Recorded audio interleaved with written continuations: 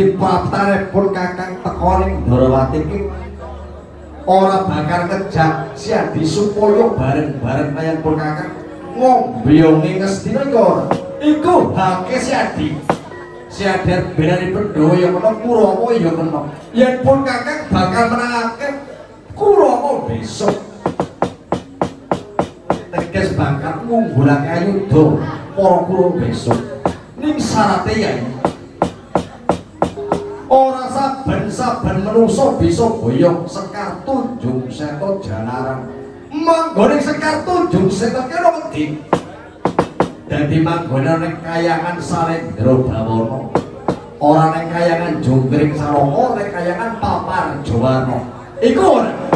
Ning mapan kayangan Untara Segara. Kayangan Untara Segara ki kayangane sapa? Kayangane Bathara Wisnu. Liyane Siadi ora bisa njupuk. Dadi pratanipun Kakang iki bakal kongkonan klien Siadi jupukake Sekar Tunjung Seta Yai. Yen pisane iki Siadi tak kongkon lho kok ora saged. Pegalih rasamu rasaku kepiye? Siadi cilik tak gendong tak kempit tak imbit.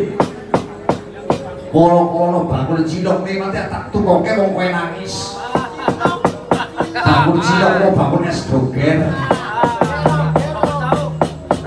Dadi pratanipun Kakang teka ning Ndarawati ora bakal maksa-maksa Siadi supaya bareng-bareng kaya pun Kakang. Dadi srayane ngestina iku ora. Dadi jupukake Sekar Tunjung Seta kayangan Untara Segara. Pisan kas tekokon lho kok ora saged. Ora iso ora gedeng. Pegane rasamu rasamu.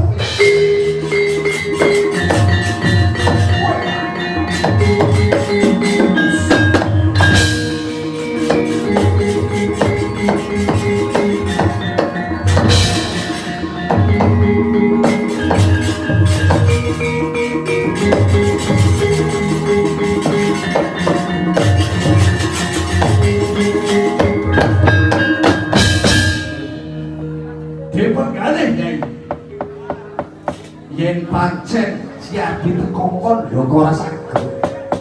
Aja ngarep-arep Prabu Baladewa ngajik bumi negara Ndarawati. Yen kaya ngono, pedhot segurane ya.